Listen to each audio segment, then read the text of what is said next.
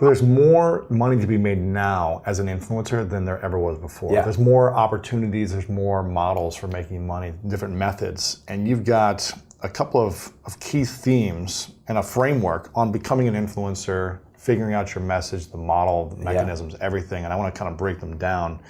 The first thing you talk about is the message, is getting clear on your message, is what I'm assuming, right? Yeah, As an influencer, is it important to know what your message is? And how do you find your message if you're trying to become an influencer? Yeah, because the death of most influencers, they don't realize is their randomness. Right. You know, they're just excited. I'm going to post everything, you know, or I'm going to talk about everything. But they've never created a cohesive message that their audience goes, I get her. I understand her. It's not like you have to say the same thing over and over and over. But there has to be something that means something to you. Like, one thing I admire about what you do, buddy, is how you talk about greatness. Mm-hmm. That theme and that messaging is so tight. And honestly, over the last 3 years, when I listen to your show, I'm like, he's just dialing this in, right? You know your word choice now. You know your phrases. You know what you're saying. It's not just being repetitive on those. It's just, that's who you are. And that integrity of your message is being shown. So you better be intentional about the kind of person you're trying to become. Because most people think about message, they go, oh, so I need to have a mission statement, Brendon? I'm like, no. You are the message. The integrity of who you are and how you show up energetically and how you treat other people, that's the message. The role model mentality. Yes. Yeah. Become the role model of your message. That's it. Yeah, because that's what integrity is. It's like people are going to watch you and go, are you congruent here and there? And if you're not, it's like that message feels funny to them. But you and I both know a lot of influencers, they've never done any deep introspection. Yeah. They've put on 50 different clothes and, you know, beautiful Instagram things, but they don't know who they are. Yeah. Or they got the mental health challenge, which is what we'll talk about later. Yeah. But the message, getting clear on your message and kind of the theme of your brand, the theme of your influence, I think is key. Yeah. And this cannot, listen, it doesn't mean you have to be a perfect human being. You're going to make mistakes, you're going to learn, you're going to grow, but it's like trying to be congruent with your message consistently. For you, you know, it's high performance habits. For your book, you talk about it in your podcast, you talk about it in your events, you live that and you showcase that. Yeah. For me with greatness, it's kind of like, what are the core themes of living a great life and business, health, relationships, and everything involved. And it's trying to do the best to live that all the time and talk about it consistently. Yeah. So including the failures. Absolutely. Like that's part of it. Showcasing the failures. I think when influencers showcase their mistakes and failures, it makes them more real, more likable. Yeah. That's why everyone likes me, because I'm a hot mess all the time. Exactly. So you got to get clear on the message first. Do you have a mechanism for, it's like, well, I kind of like everything. Like, how do you figure out what your message is? Is there a process or just like some journaling that you could share with people? Yeah. I mean, first sitting down and saying, what do you want to be a role model on? Mm-hmm. Like, if you want to be a role model, what is it about? Is it and how does that translate into a person's real life? Like, what would you say to an actual person to help them or inspire them? And you just have to start writing those words. Like, what would I say? Like, what would I say? It's that old thing of like, what if you could put a message on a billboard, or if something was written on your tombstone, like what are those things? Yeah. For me, like a lot of people know, it's like live, love, and matter. Yeah. Because when I faced my death as a 19-year-old kid, I was like, oh, I learned I really want to live life. I learned that because I was a heartbroken kid, I wanted to love again and feel my heart again. I learned that life is super short, so you better make your difference. So live, love, and matter became central to everything I did for 15 years. Yeah. Like every message revolved around that, because that was me, and that was a unique experience I had. I think a lot of people have to go and dig down deep into their experiences of their life and say, what were some of the gifts of the lessons that I learned? Mm-hmm. So some of the awful things that happened to us, or the challenging things, those struggles, there's a story there, and that story can reveal some lessons or things that you might be a role model to for people. And it doesn't have to be so finite that it's like, this is it forever. Because you'll keep evolving, you'll keep learning. But there's hints there, and you can go dig into your past to find some of those hints. You can also just ask, well, what are the passions that I really feel in my heart that I just want to communicate right now? Some people it's like, well, that's fashion for them. Some people it's health for them. Being a mom. Some being a mom, being an educator, just showing everyday life. That's fine, because ultimately, again, you are the message. So the most important thing isn't to figure out like, what am I going to say? It's the most important thing is, who are you? Who are you is the key. Dig deep, man. Asking that question. Yes. Who are you? One of the things we do is I ask people, come up with 3 words that describe the best of who you are. That's like great. These are aspirational words. If you could think of like 3 words when I'm at my best, these 3 words really define me. Yeah. And then I say, okay, now figure out what are 3 words that really describe the best of you when you're with other people. Like, how do you treat them? And then what I have them do is I literally have them program in their phone as an alarm. Right? Yeah, I have that in my alarm. Still 8:30. You still do? Yeah. Which I need to change to like 6:30, but it's like an 8:30. That's AM it. reminder. Mine's still in here. You know, I've been doing this for whatever. There was my 9 a.m. Dynamic, bold, and confident, and that was for today because I was like, you know, I'm usually a little more reserved in Lewis's interviews because he's the man. Be a little more bold and confident. I have loving, giving, achiever. That's it. Loving, giving, achiever. See? So I could probably change that too. Yeah. Yeah. So I switch mine every week, but. So 3 words that you would describe as yourself, and then 3 words that you would want other people to describe you as, or that you would describe yourself. Yeah. So 3 words you describe yourself as, like the best of who you are. Yeah. And that's just you, like your identity. And then the other one is more like relationships. Like 3 words to describe how you are with other people. For example, my word there, bold. Like that can describe me as a person, how I think, but I wouldn't want you to ever go, well, Brendon, when he's with me, he's real bold. That's different. Like how you are with other people should have a certain definition and description, and how you are by yourself should have a certain, and that's how you start to get to know yourself. Like, oh, I'm like this as a person, and with other people, I'm like this as a person. And it's like shaping your own internal identity of your qualities. Yeah. And reminding yourself of who you are. Labeling yourself a little bit in a positive way. Yeah. Because most people, they take the labels the world gave them. Oh, you're just the athlete, Lewis. Yeah, exactly. Right? If you just took that and that was all you ever owned and you never explored beyond that, we wouldn't be here. That's true. Right? We're here because you explored who am I, and you are still doing that. So am I. Like, it's not like it's a thing that stops, but people want to see you working that through. I think like 15, 20 years ago, like in my teens, I used to say like, man, you suck to myself all the time. Yeah. Like, you're a loser. You suck. I hate you. You know, I'd say these words to myself, like, you're never going to do anything better than this person, or you're never going to be enough, whatever. I would say these things internally. Yeah. And those start to shape you as well. Yeah. And they start to shape how you treat other people, your reactions, and how you treat yourself. That's right. So I think this is a very powerful, simple exercise that we've been doing for so many years now that we kind of forget the power of this. Yeah. But I'm glad you made this reminder, because I never say those things to myself anymore. It's always like, you know, you're kind, you're loving, you're passionate, you're wise, you're giving, you're caring. I say these things all the time. I never even say anything negative. Yeah, and you give yourself patience on the days you're not. Absolutely. Like, and that's a hard thing for people, because they're supposed to be kind, and one day they're a jerk, and then they're I'm a jerk, and they go back to that old bad label. But it's like, what your audience wants to see if you're an influencer is you working through the development of you. They want to be on that journey with you and see like, oh, I see him or her becoming. Because they're willing to ask the hard questions about themselves and explore who they are. Because if you can't be an influencer and not explore who you are. Yeah. I mean, even you know, the great presidents of our time were always in motion of exploring who they are. The great business people. I mean, it's not like, you know, Elon Musk has been exactly Elon Musk exactly 10 years ago as he is today. It's like you're seeing this evolution, this change, and sometimes it's a hot mess, and other times you're like, oh, this person's, you know, people want to be on the journey with you as you're exploring who you are. And if you're not exploring who you are, you're not growing. And if you're not growing, the audience is not growing. It starts to die. They're not interested. So true. So get clear on your message, figure out your 3 words, and that's a great start there. Now, the next thing is figuring out your market. Yeah. What do you mean by that? What is a market? Yeah. Well, one, I don't like that term, especially for guys like you and me, who we do like so many walks of life, listen to your show and my show. Multiple industries and markets. Yeah, I look at like, you know, how you look at the analytics of like when I look at like the Brendon Show podcast, it's like, holy crap, all these countries, all these, like, you can't, if you come to our events, I've gone to your events too, you can't do a demographic run of that audience. It's not like all 32-year-old male sales executives in the car industry. That's the old world of marketing. You had to speak to one specific person. What people don't understand if they've never studied the history of marketing is that the reason that niche marketing came out, that concept of just identifying one person to talk to, and some people now say, you know, identify your customer avatar. I'm like, no, you're identifying avatars. It's plural.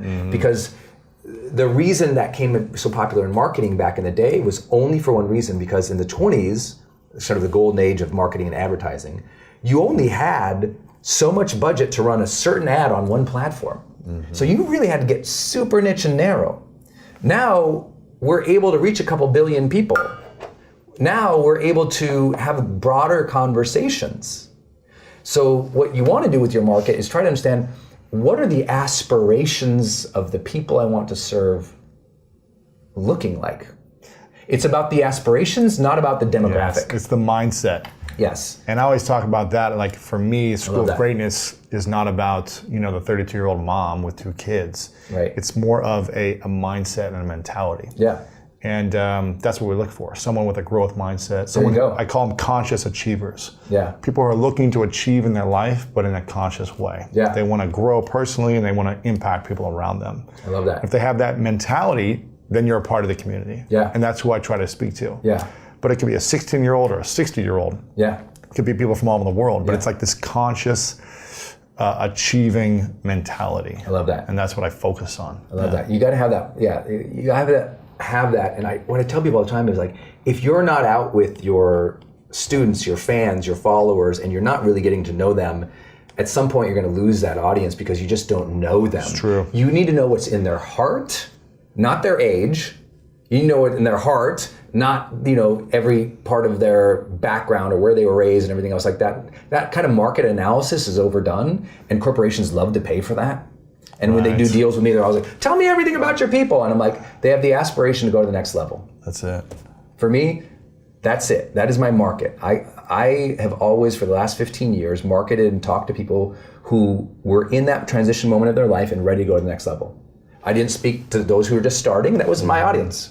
Who didn't know what person. I always went high end in the sense of like, I speak to people who are ready to go to the next level. They've already got one level of, security or like sense of themselves or success. And now they're like, you know what? Next level time. So they're like in that phase where like gearing up, Yeah. They're like, here we go. They're not kind of like, oh, I don't feel motivated. I don't get, that wasn't my audience. My market was an aspiration to go to the next level, and I was focused on that. And it's what made, for me, with our brands, like, how did you do all those 7-figure launches, 28 of them? I spoke to that aspiration specifically, so people knew, this is for me.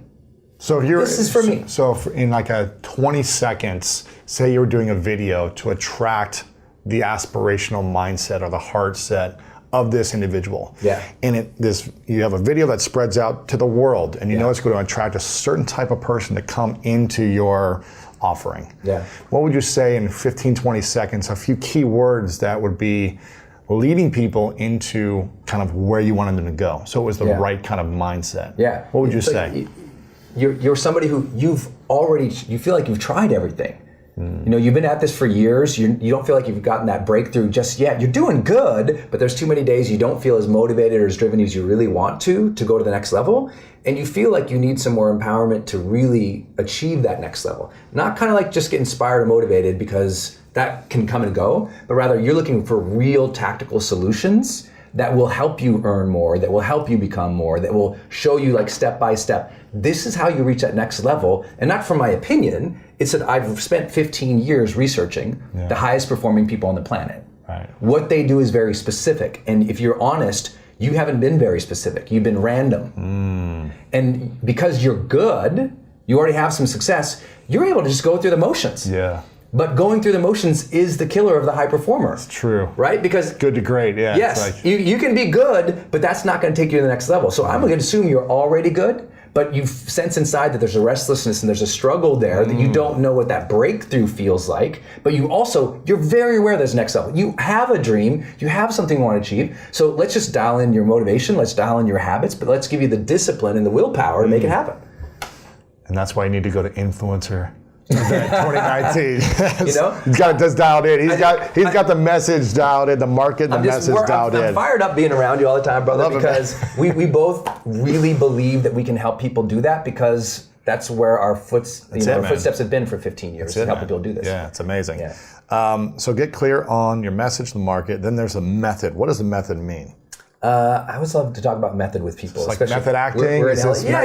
No, for real. It's like Picasso had a method. Van Gogh had a method. Beethoven had a method. Like, they were thoughtful about the art of what they did. Mm-hmm. And influencers need to think about that. Like, you thought about, like, I want a podcast that's going to be like this. Exactly. And as you hone that in over the years, the podcast got better. Yeah. Because you brought more intention to the method, right? That's true. Actors who just show up and kind of read the words, not good. But the greats, they're so thoughtful about the turn of the phrase and how they're going to do this, right? The great musician, the great artist, they obsess about the actual art of the thing. Because, again, just showing up, especially when you're good, it's going to limit you. Now you want to be more intentional and say, what is this? It's like I've shared with you before, having the blessing of working with Oprah, she starts meetings by asking, what's our intention here? Like, greatness requires a lot of intention. It does. It doesn't just happen by showing up. Yeah. You got to get clear on the results and the experience you want to create. Yeah, you see a really high achieving influencer do a photo shoot, way different than somebody who's not high achieving. Yeah. The intention and the placement of things, of where this goes and how this works. Closing, everything. That's method. That's like bringing art to the method. Like when I wrote Motivation Manifesto, I was like, okay, I'm going to write a book that's never been written before in its tone that hasn't been seen in hundreds of years. I was like, how do I figure that? I'm like, it was an art project. Yeah. If what you are doing as an influencer doesn't feel like an art project, you're just simply doing it wrong. And you're going to burn out and you're going to quit. So give me examples of methods for someone like a Rachel Hollis and a Jay Shetty. Yeah. What's like their method from your point of view? Yeah, Jay's super intentional about his videos. Like I got to sit him down and we did an influencer day with him and I asked him like 40 questions. How do you do these videos? He's intentional from when the video is changing, to the tone of the music and when it's lifting, to when other people appear in the video versus just him. He's intentional about the length of the video. He's intentional about what day the video is posted. He's made time, everything. Because what most people do, slap it together, throw it up. He's like really try to dial it down to a very specific process that draws emotion from people. And so that's a method. Yep. You know. And his thing is viral video. Yes. It's artistic viral video that creates an emotional feeling for someone. It's not just like this scientific videos. Yeah. Or how-to videos. Yes. It's like an emotional feeling that people want to watch and share. And you thought they were that too, as well. That's why you've got hundreds of millions of views. Absolutely. And it's just like, versus guys like me who sometimes just put up a very inspiring video, but we didn't put the B-roll in. We didn't put the music go up and down. We didn't clip it at the right spot. So that's a different method. Same, exactly. Different method, different results. Yeah. And to those who put more into the method, they win. They're the better the artists. Like an influencer has to understand you are in the art of impacting people. And if you're in the art of impacting people, you'd better focus on the art as much as the impact. You know what I'm saying? That's really good. Yeah. What about someone like a Rachel Hollis? Someone who's skyrocketed over the last year and a half that seemed like came from nowhere. Yeah. Right? We know that she's been working for 7 years, written 5 or 6 books, and Yeah. had a successful blog in a different space, but just boom, shot up, one of the biggest selling books of the year, behind I think Michelle Obama. Yeah. Kind of felt like overnight. Yeah. Like this influencer with millions of followers and huge business within a year, quickly, documentary, books now. She's great. What would be the method for someone like that you see? Or is it kind of more... No, it starts with being intentional about the art and what you're doing.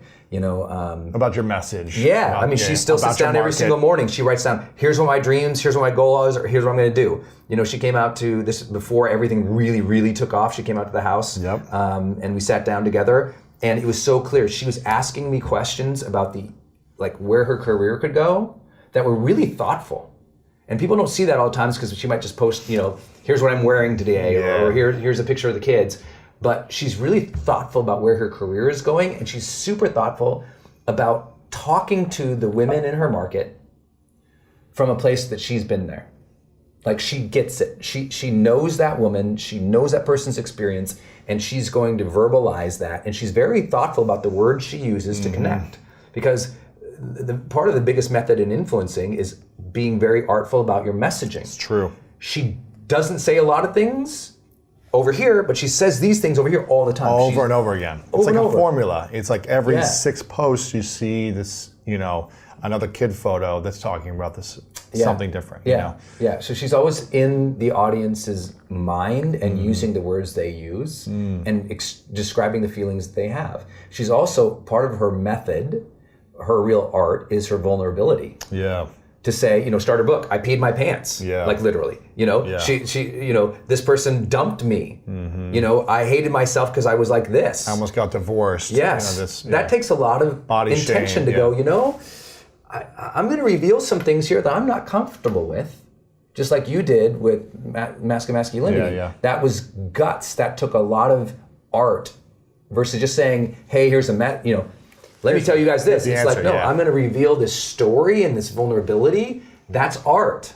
And what people don't realize is the greatest artists of all time were incredibly vulnerable. Yeah. As much as they were telling you what to do. We love Bob Dylan, not just because he told us what to do and made us want to throw our hands in the air and like march or get fired up. It was the vulnerability of the journey. Yeah, That's why we love Kerouac. That's why we love Emerson. That's why we love some of the real greats, is because they were thoughtful about sharing insight into their pain. Mm-hmm. Because people, the influencers who fail always are bright and shiny. And they don't realize a lot of art does come from pain. And a lot of the messages that actually does help people, is acknowledging things. Like for years, I didn't want to tell people that at the beginning of my career I went bankrupt. I told them how much I struggled and it was hard and I had to get out of my own way and all these other things, but I didn't want to use the word bankrupt. I was like, oh God, because that was just like, here I am teaching people stuff that I had this huge struggle. And I was like, no, and one day I just said, that just happened. So let me describe what had happened and not be afraid of it. I wouldn't know from that moment we would go on to build, everything that we built by any means. But I wanted to avoid that because it was so painful to me. And at some point, real artists connect to the pain and they give it voice, verbalization, or symbols. Yeah. The greatest songs are not just like fairy tales. There might be a beautiful ending, but it's also like some darkness and struggle in there as well. Yeah. And that's what you can do in your business or as an influencer. You know what the greatest art there always comes down to being, almost and always the method, is you learning to fight for who you are. Ooh. Because right now, you think about the biggest memes that we see right now, it's always like, don't let them judge you, don't let them tell you down, don't let them tear you down, don't let them hate on you, don't let them stop you. And what's central to that, the architecture of that actual messaging is, live your life, show your truth, be who you really are, not what everyone else expects you to be. And that's what always comes back to the message again. You are the message. And if you keep dampening yourself based on what other people tell you to be or how you're supposed to be, then all of a sudden one day you wake up unfulfilled. And you wake up unfulfilled, guess what? Not easy to be motivated. Not easy to be motivated, then guess what? You're not going to create the content, the curriculum, the products, the programs, the business. Because, some people look at us sometimes and they're like, oh, well, he just does a podcast. They have no idea you have this empire behind that. Right? People go, oh, Brendon does, what is he? He does some email. He was big on Facebook with quotes. Okay. And they have no idea of a huge, we've 200 employees across my brands. Yeah. It's like the impact that we've had, let alone just what I do. It's all the other people we've mentored and, inspired. That can't come from a place of me being unfulfilled. That's right. I have to work so hard to be a happy, fulfilled, motivated, disciplined man so that I can have that perpetuate across the brands and the business. That's it. Yeah. What would you say is your method then? And has it changed over the last 10 years? Yeah. Is it okay to change your method? Yeah. I think it always does. I mean, no actor does a movie the same way. And if they do, you're tired of them. Right.